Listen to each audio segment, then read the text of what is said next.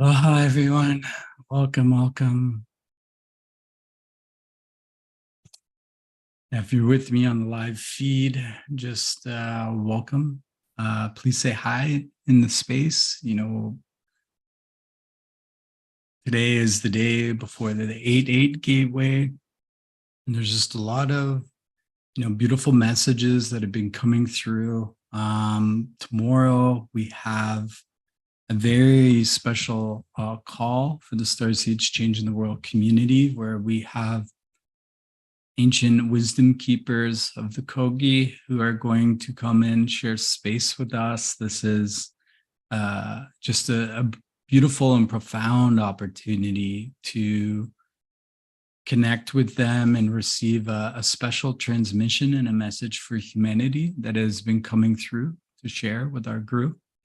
Now, I will post the links below, or you can go into my community feed to get access to the link to register for tomorrow's call. Now, all of the money that's raised is going back to the Kogi Elder Council to help them build the Temple of Dreams. The Temple of Dreams is a humanitarian temple to dream unity consciousness into existence and to dream humanity healing their spirit and reuniting with it.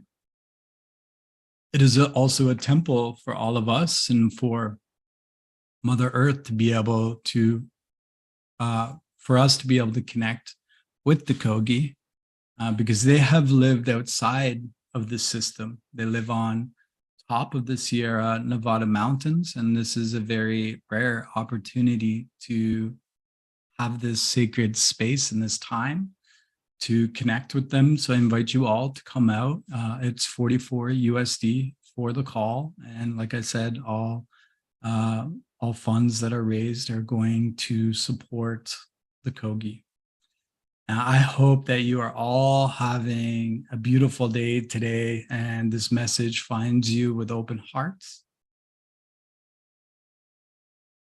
What I feel is important to share is I've just been really observing in observer mode and role lately, and witnessing the amount of division that is coming forward from all of the knowledge and information that each one of us holds. And we start to compare information of what is right and what is wrong, or what is higher and what is lower, when what we are really stepping forward into is how can we bring people together? How can we heal the spirit? And how is it we shift from our thinking mind into our feeling hearts? There's a level of energetic embodiment that starts to open when we are coming from the unity intelligence field as opposed to the polarity field, the duality field. So collectively, I'm witnessing the dualistic nature that information has been keeping our family playing within those fields. Now, there's nothing wrong with being in duality as well. I also just want to state that because we have many that are still going through the deep level of integration, reclamation of their consciousness, lessons within their lives to awaken, which awaken through suffering. All of this is experienced through duality, through the polarity matrix and game. When we have integrated enough of our consciousness, we start to realize and understand that, like, we're all part of the whole, we're all one. How can we restore, or how is it we come into this alignment of this oneness together? And that comes from the unity intelligence field, which sees all. It comes from that field of divine grace.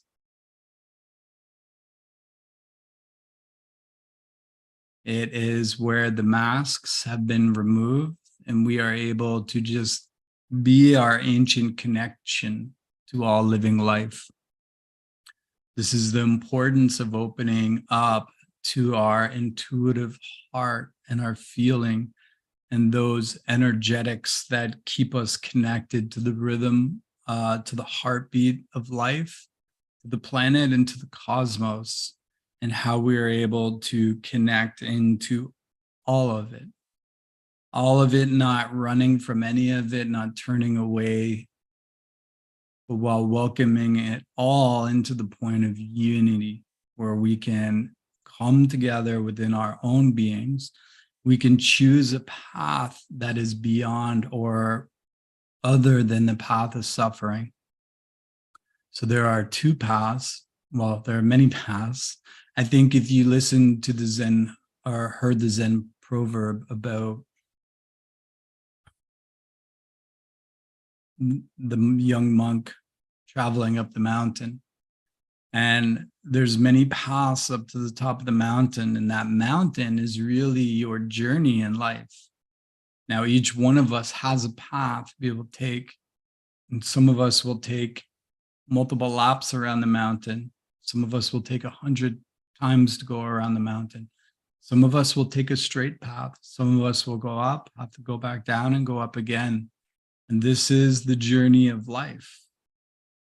There reaches a certain point, which, I reached in my life, where the path of suffering really taught me so much. I awakened through suffering. I awakened through healing, and I awakened through my journey of experience, which was incredibly powerful. Now I am in the part of my journey that continues to evolve without suffering. And that is the path of grace, or that is the path of unity intelligence. That is the path of oneness. That is the path of understanding the order of all living things and how it interacts. It is the relationship that we hold with the earth and the relationship we hold with source and the entire celestial energies of the cosmos into the unified field. Because from the unified field, it is coming from a very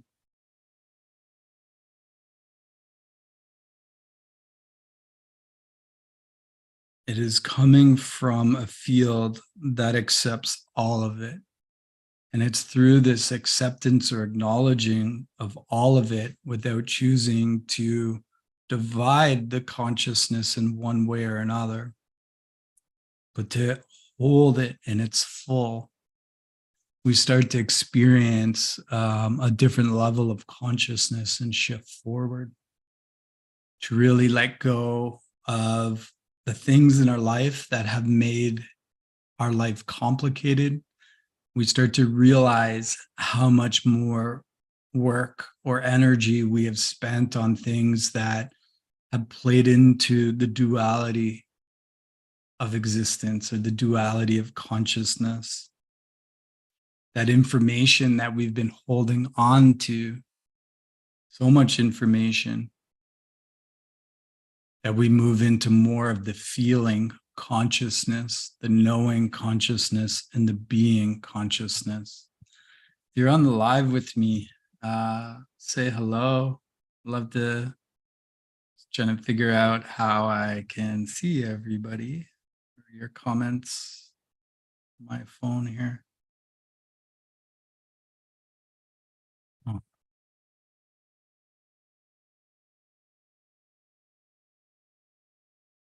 Interesting. It says this is a private video. I will have to figure this out, but I'll do that later. All these settings, they always change.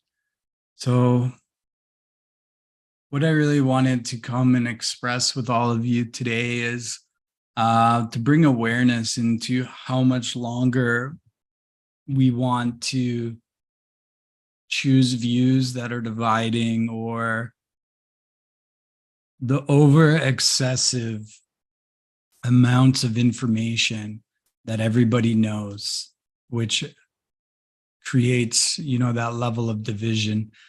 I was watching, so tomorrow we have our Kogi elders coming with us, and I was listening to one of the Kogi elders' daughters speak, and she was only 13.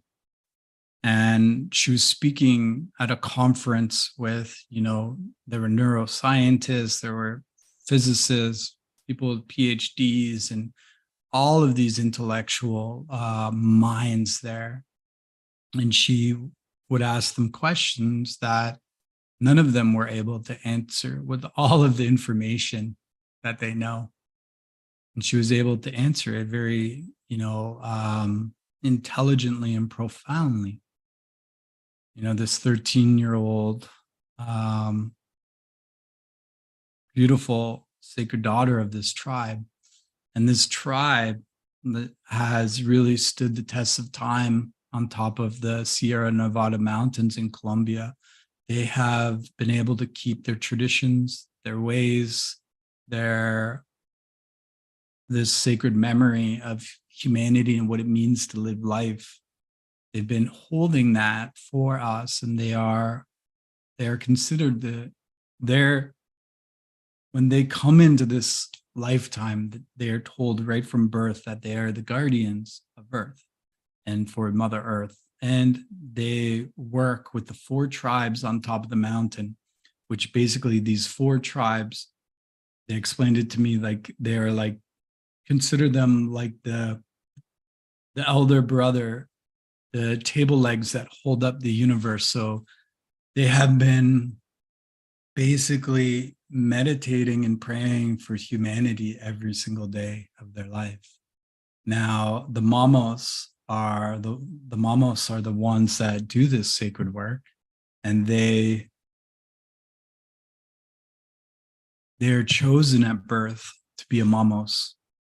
A mamos is what their elder, or what their like wisdom keeper is called.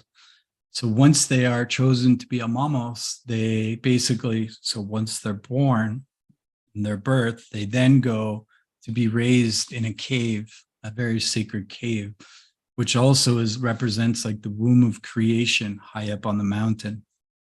So they go from the darkness of the womb into the darkness of the cave. And they are told before they can know another, they must know themselves.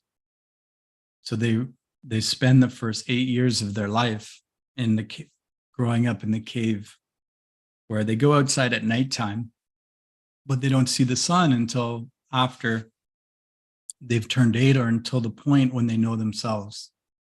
And they learn to see the world inside first. And it's truly beautiful, this way. Now, it's not the way for all of the people in the tribe, but for the mamos it is. And it teaches them to see. It teaches them to be connected with themselves, with the earth, and with the cosmos. So when they come out, they are just fully telepathic, and they have such a deep, profound level of wisdom and communication. And that's the path, the mamos. And then within these sacred caves, they come together and they dream reality into existence. And for some of us, this may sound, hard for us to understand, but just in my connecting with them already, my dreams have completely shifted. I've started to really do things in my dreams that I never imagined possible.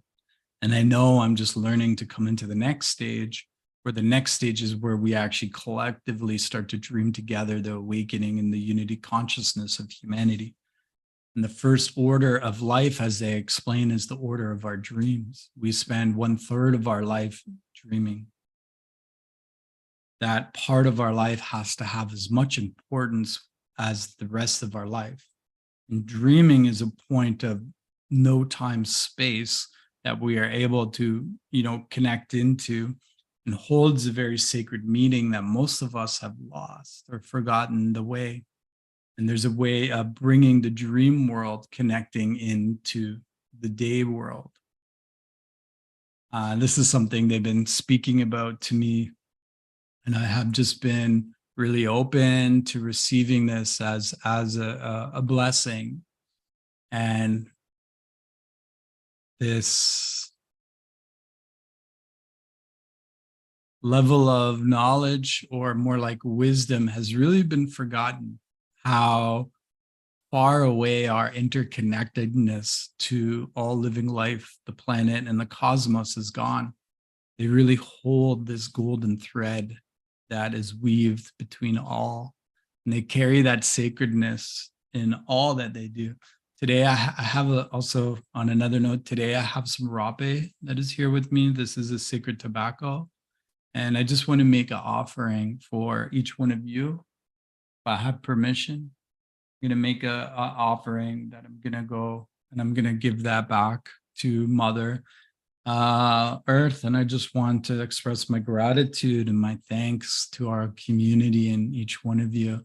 And I'm going to say a little prayer and blessing as I make this offering for all of the love and all of the abundance and just joy and new connections that have come into my life over the last month and a half. There's been this profound opening. It's been a removing of all of the masks. I think that many of us are still wearing masks within the spiritual community, within our lives or our being, and some of those masks are known and some of those are unknown. But when we start to remove all of the masks, the only thing that is under there is ancient. And it's your ancient, like eternal, like consciousness that awakens. And there's just a deep, profound love, compassion, and kindness that is held within this. And it's from, again, the unity intelligence field. Part of me feels sad that I don't get to read your comments on this. So if you are watching the replay, please share your comments as well. And I hope to see so many of you come tomorrow. We are halfway to our goal of raising money for the Temple of Dreams, which is going to be built on this, which is being built actually right now on this sacred land in Colombia that has just been returned to the Kogi people. And I want you to think about all of the things that have happened in the world, in humanity's existence. How is it that the Kogi people have relatively been able to survive without their systems being destroyed, without their traditions being distorted, and without there being just all of the government and societal influences that have changed their path? How have they survived this long? And this is from the ancient wisdom keepers that are here as guardians of Earth, as many of us are as well. They have been able to maintain order on top of this mountain and survive the last 500 years without most of the things that each one of us or our lineages or families have been through. So it's really important to acknowledge the level of fully in place tribal blueprint that is held within the Kogis. And this is something that most of humanity is looking to restore for themselves. They're looking for this remembrance of what it means to be in a tribe, because we have moved away from the tribe and we have moved away from everything that's been ingrained within our DNA. We've had community ingrained within our DNA. We've had tribal in our DNA. We've had our family-like structures ingrained within our DNA that we've slowly moved away from, which has caused a level of unhappiness within the spirit. So now we are being asked to really simplify our lives, to come into an understanding again of what it means to live in a sacred way, be able to communicate and feel and express with each other in a sacred way, to honor each other in that way as well, in this deep interconnected weave of life, or this golden tapestry that connects us all, remembering that we are all brothers and sisters of the same Mother Earth. And through that, there is an awakening for each one of us, because our earth bodies that are here holding this celestial consciousness, we share all of that as brothers and sisters of the earth. And that's something we should cherish and remember, that none of us are truly as alone as what we think we are. We feel like we're alone because we haven't known ourselves first. So this journey of healing the spirit and reuniting with it is knowing yourself.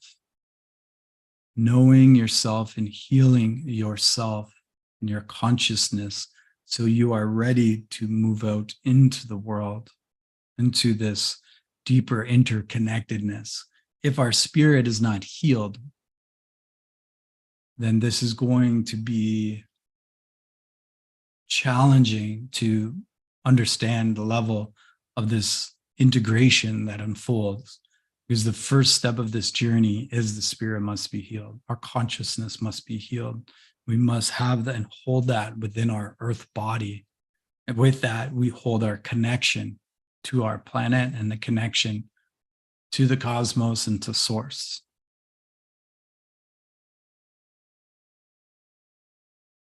I hope you are all having a beautiful day, and I look forward to seeing you tomorrow on our call. There's going to be some profound things that are just shared on this call with the Kogi elder.